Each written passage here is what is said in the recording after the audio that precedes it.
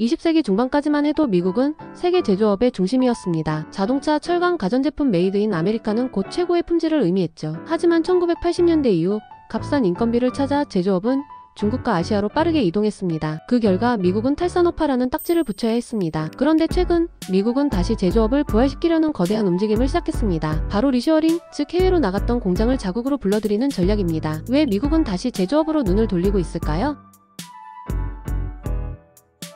첫 번째 이유는 미중 갈등입니다. 중국이 세계의 공장이 된 지난 20년 동안 미국은 값싼 제품을 누렸습니다. 하지만 기술 패권 경쟁이 본격화되면서 중국 의존은 곧 국가 안보 리스크로 변했습니다. 특히 반도체, 배터리, 희귀금속 같은 전략 자원을 중국에 의존하는 건 위험하다는 인식이 강해졌습니다. 두 번째 이유는 팬데믹의 충격입니다. 2020년 코로나19로 전 세계 공장이 멈추자 미국은 의료용 마스크조차 제대로 확보하지 못했습니다. 또한 글로벌 물류 대란으로 자동차 공장에 반도체가 공급되지 않아 생산 라인이 멈추는 사태가 벌어졌습니다. 이때 미국은 절실히 깨달았습니다. 생산 기지를 해외에만 두는 건 위험하다. 세 번째 이유는 기술 혁신입니다. 예전에는 값싼 노동력이 제조업 경쟁력을 결정했습니다. 하지만 이제는 자동화, 로봇, AI 덕분에 인건비 차이가 줄어들었습니다. 이제 중요한 건 단순히 싸게 만드는 것이 아니라 안정적으로 만드는 겁니다.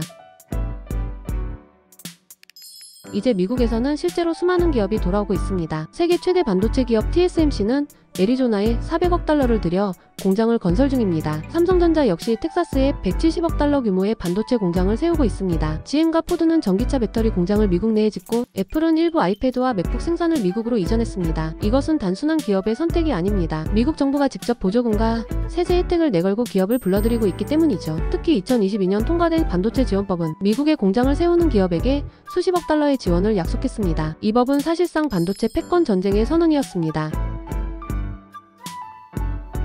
미국의 리쇼어링은 단순한 국내 정책이 아닙니다. 글로벌 공급망 자체를 뒤흔드는 사건입니다. 중국과 베트남, 멕시코가 맡아왔던 세계의 공장 역할을 이제 미국이 다시 일부 가져가려는 것이죠. 동시에 미국은 동맹국들과 새로운 블록을 형성하고 있습니다. 반도체는 한국과 대만, 배터리는 한국과 일본, 희귀 원자재는 호주와 캐나다와 손잡고 공급망을 재편하고 있습니다. 결국 미국 중심의 경제동맹 블록이 형성되고 있는 겁니다. 이는 단순히 공장이 돌아오는 것이 아니라 세계 경제 질서의 재편을 의미합니다. 앞으로 글로벌 무역의 기준은 비용 절감이 아니라 안전한 파트너십이 될 것입니다.